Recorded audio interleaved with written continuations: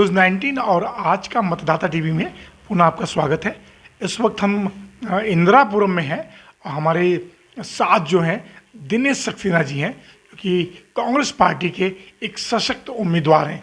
तो सबसे बड़ी बात है कि पूरे गाज़ियाबाद में जो सत्तारूढ़ पार्टी है उन्होंने कायस्थ समाज का पूरा अनदेखा किया है। किसी भी कायस्थ समाज को एक भी टिकट पूरे 100 वार्डों में नहीं दिया गया, जबकि कायस्थ समाज आज़ादी से ही इस देश के उत्थान में अपना निरंतर बहुत से बड़ा योगदान देता है। सबको पता होगा कि भारत देश के जो पहले राष्ट्रपति थे डॉक्टर राजेंद्र प्रसाद, हमारे जो प्रधानमंत्री थे लाल बहादुर शास्त्री और अनेकों ऐसे नेता हैं जो कि कायस्थ समाज से आते रहे। लेकिन ऐसी कहाँ वो चूक हमारे समाज से हो रही है या ये चूक उन पार्टियों से हो रही है कि कायस्थ समाज बढ़ चढ़कर हिस्सा नहीं ले पा रहा है, अब वो उसका अनदेखा कर रहे हैं। तो ये सबसे बड़ी खुशी की बात है कि इस वक्त दिनेश सक्सेना सर, वार्ड हमारा कौन सा है? 79। वार्ड 79 से कांग्रेस पार्टी के उम्मीदवार हैं। ये बात मैं बार बार इसके लिए कर रहा हूँ कि कायस्थ समाज का एक जो बहुत बड़ा उद्देश्य होता है कि हम समाज को जोड़ के रखें, उसे आगे बढ़ाएं।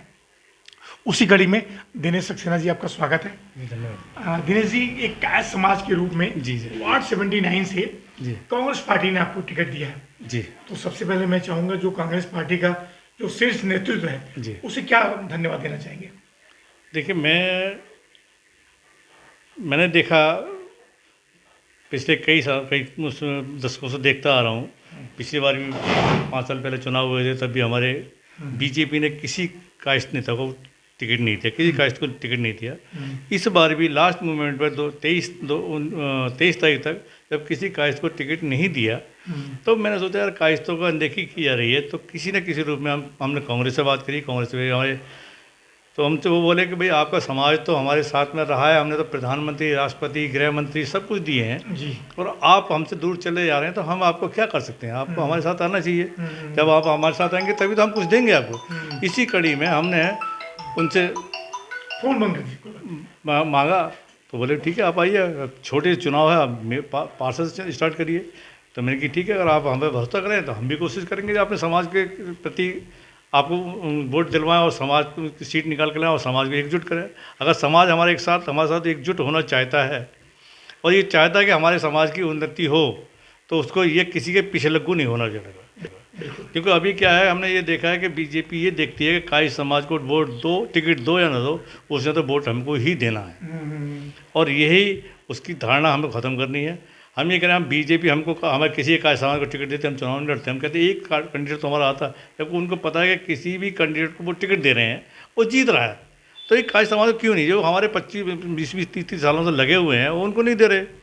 मनोज सक्सेना जी अलीगढ़ से थे, उन्होंने MLC के चुनाव के मांगा था, वो पिछले पूरे क्षेत्र में रोहिलखंड यूनिवर्सिटी के और उस मंडल में रहे, उन्होंने जी जान लगा दी, लेकिन बेचारा उनको भी टिकट नहीं दिया गया।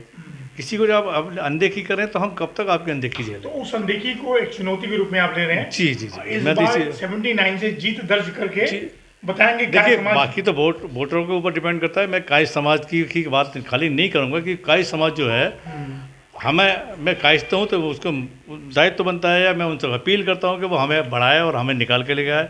और बाकी देखो, यहाँ पर सारे बिरादरी के लोग हैं, सब लोग मुझे समर्थन करते हैं, सब लोगों को प्यार करते हैं मुझे। मैं RW प्रेसिडेंट भी रहा हूँ, तो लोगों ने प्यार दिया है। मैंने RW के प्रेसिडेंट होने के नाते यहाँ पे बहुत सारे काम कराए हैं। मंदिर का हमने कराया, पार्क हमने बनवाया, हमने काम किया है। लोग ज़मीनी ग्राउंड में पार्क काम किया, तो वो भी हमें समर्थन देते हैं।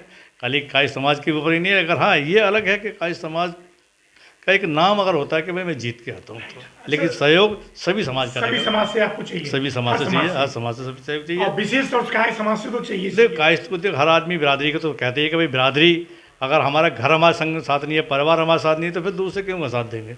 तो हमारी बिरादरी अगर हमारे साथ खड़ी होगी, तो भाई हम दूसरी बिरादरी से तभी तो कह पाएंगे। अब अकेले किसी को कहेंगे तो भाई तो वही नहीं देगा। तो ये है मेरा कि बिरादरी हमारे, मैं अपील करूँगा वो हमें समर्थन दे, सपोर्ट करे, आगे बढ़ चढ़ के आए।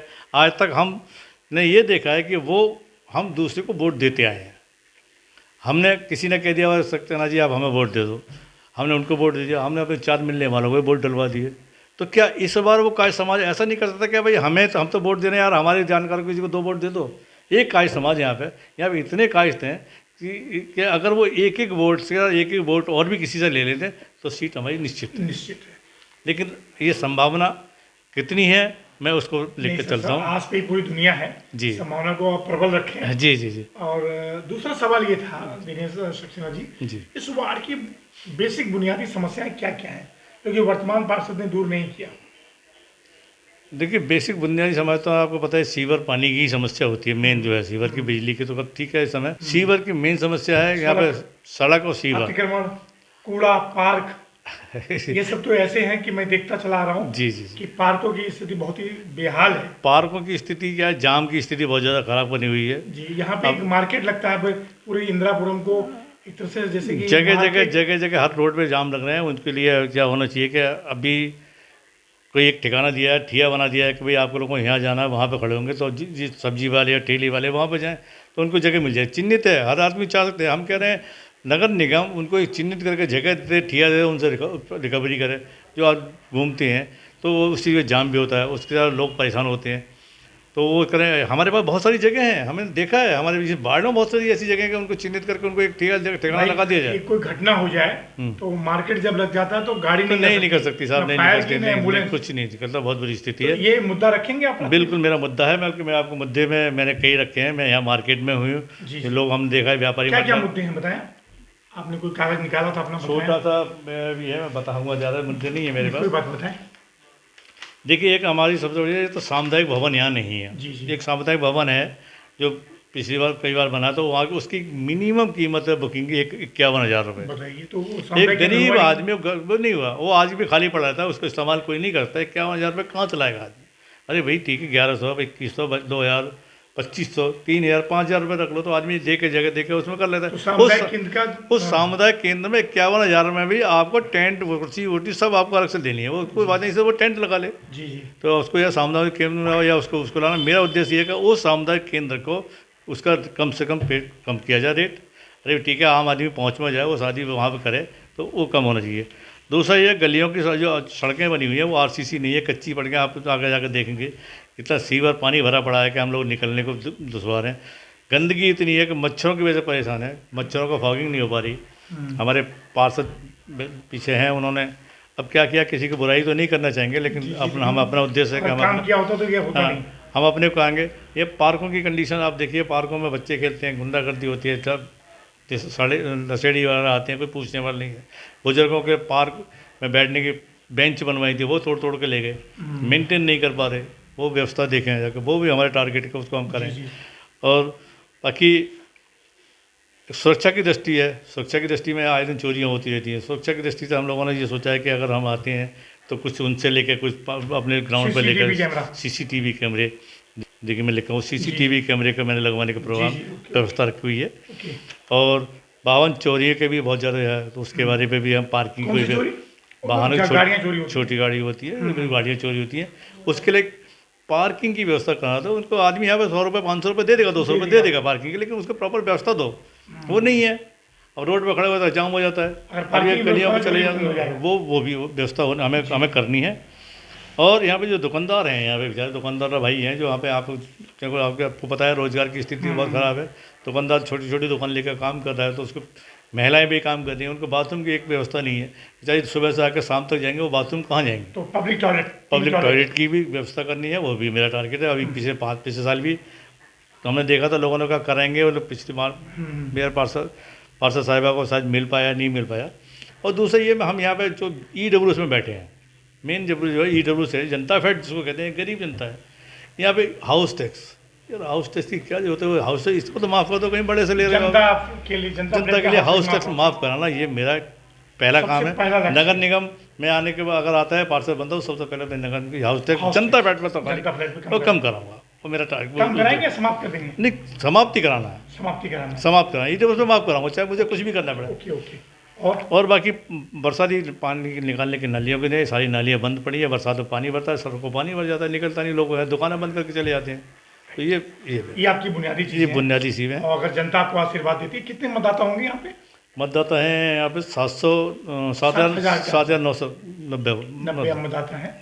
अगर जनता आपको आशीर्वाद देती है, ये आप सबसे पहला काम जनता फ्लैट का जो जनता फ्लैट का हाउस करेंगे, माफ करें। वो कराएंगे। और भी बहुत सारी, और ये नहीं है जनता, सोसाइटियों में भी है बहुत सारे काम है जो हम लोगों को करने हैं, वो करवाने हैं। हमारे अपने टारगेट है, हर चीज़ को हम डिस्क्लोज नहीं करेंगे, हमारे मुद्दे कोई दूसरा ना पकड़े, जी जी जी। तो हम इसमें नहीं करवाएंगे। क्योंकि हम आपको बोल रहे हैं वही मुद्दे दूसरा भी आप ले लेगा तो हम राइट, वो राइट। नहीं कर पाएंगे। उसे हमारे करेंगे। बहुत सारे मुद्दे हैं। सर अंतिम सवाल था जी। सक्सेना जी, बीजेपी, बसपा, सपा, कांग्रेस पार्टी से आप चुनाव लड़ रहे हैं, जी। तो कांग्रेस की कौन सी नीतियों में आप विश्वास रखते हैं कि जो है आप जो है उस, क्योंकि ये चुनाव में पार्टी तो होता नहीं, जी। इस चुनाव में व्यक्तिगत चुनाव होता है, जी। लेकिन फिर भी थोड़ा सा कांग्रेस की किन की नीतियों में आप विश्वास रखते हैं?